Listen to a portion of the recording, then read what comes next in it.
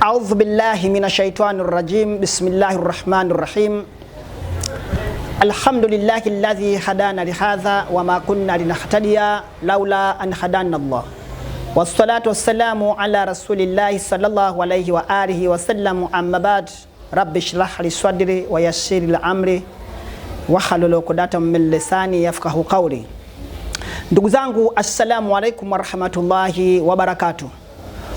Naam, wapenzi watazamaji popote pale mlipo, kwa mara nyingine tena tunakutana hewani kwa mfululizo wetu ule ule wa kutaka kukumbushana, kuelimishana, lakini pia kupeana maarifa pale inapohitajika kufanya hivyo.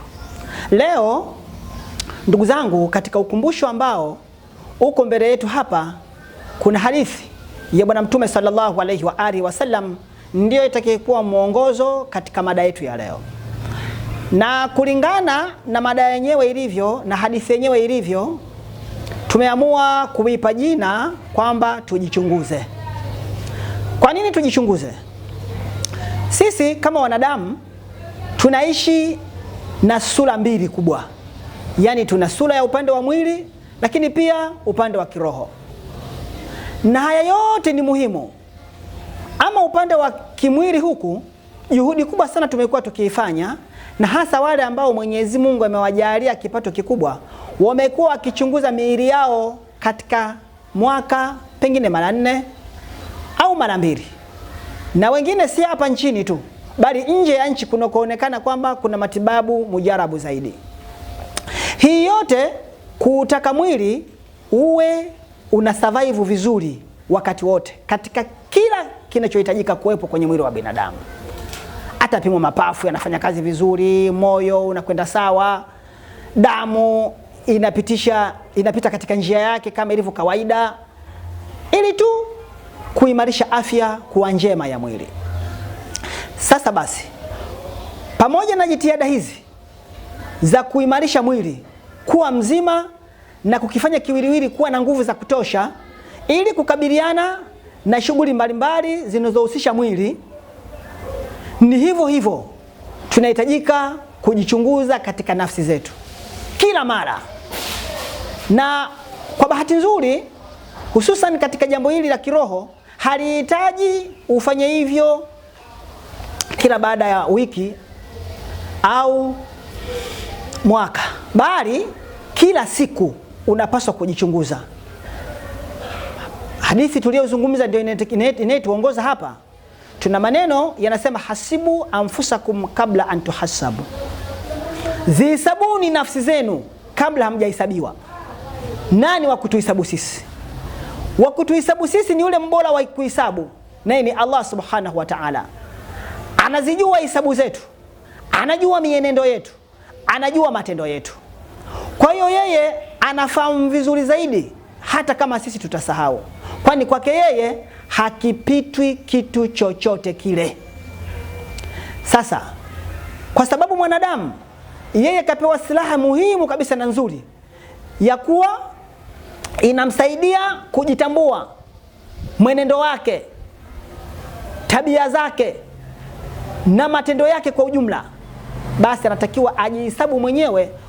Nini faida ya kujihesabu mwenyewe? Faida yake ni kwamba utakuwa unaelewa wapi pa kurekebisha, wapi pa kuimarisha.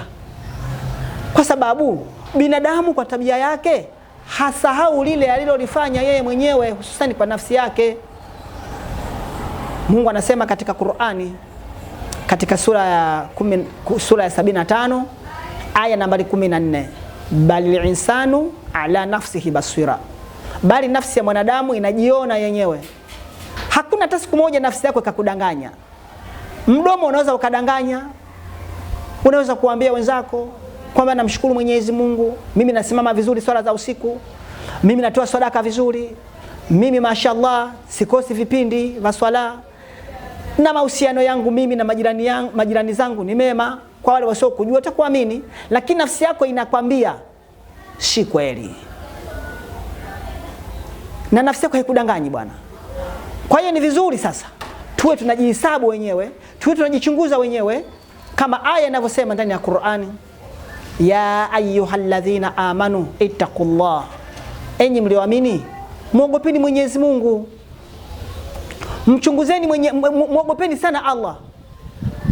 Lakini pia walitandhuru nafsu ma qaddamat lighad, na kila nafsi itazame ilichokitanguliza kwa ajili ya kesho. Si kutazama kwa macho, ni kuyachunguza matendo yako, ni kuyaangalia yale unayoyafanya. Je, hivi leo nikikukutanishwa na Allah subhanahu wa ta'ala, matendo haya nilionayo atakuwa na ridhaa na mimi kweli Mwenyezi Mungu? Kweli Allah atanitazama kwa jicho la huruma mimi? Mwenyewe unajua. Tazama sana mwenendo wako unavyoangaliana na ndugu zako, unavyoangaliana na majirani zako.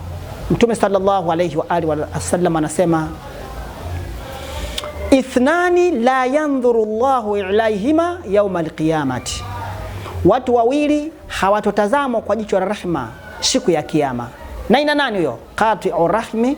Jambo la kwanza, yule mtu ambaye ana tabia ya kukata undugu, hapendi ndugu zake, hasaidii ndugu zake, hayuko tayari kumalizana na ndugu zake hata penye matatizo. Anakomaa tu, mimi utaniambia nini? Hunilishi univishi, kwani sura yako ni barabara, na mambo mengine kama haya. Bali undugu ni jambo la muhimu kwa kiwango ambacho Allah subhanahu wa ta'ala ametumia jina lake katika kuita undugu. Ar-Rahmi, Ar-Rahma ni miongoni mwa majina ya Allah hayo. Sio jambo la mchezo. Ndugu yako kwa namna yoyote ile mtakayokerana, namna yoyote itakavyokuwa, haubadiliki ukoo wake, bali itabaki na wewe katika ukoo mmoja. Hivyo ni vizuri kufanyika kila juhudi pale inapotokea changamoto yoyote ili kumaliza matatizo yenu. Lakini sio hivyo tu, bali tunaambia wajaru su'i, na jirani muovu.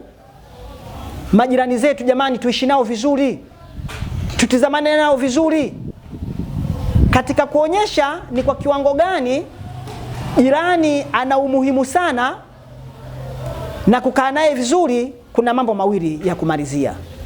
Jambo moja, inasemekana alisikika Bwana Mtume sallallahu alayhi wa alihi wasallam akisema, jinsi ambavyo amesisitizwa kukaa vizuri na jirani, alifikia mahali akadhania huenda kuna siku moja Allah ataleta aya itakayomjumuisha jirani kuwa ni miongoni mwa warithi, kwa namna alivyokuwa akisisitizwa kuwa naye karibu, kumpenda, kumshughulikia matatizo yake, bila kujali jirani huyo ana dini gani na wewe, ana imani gani na wewe.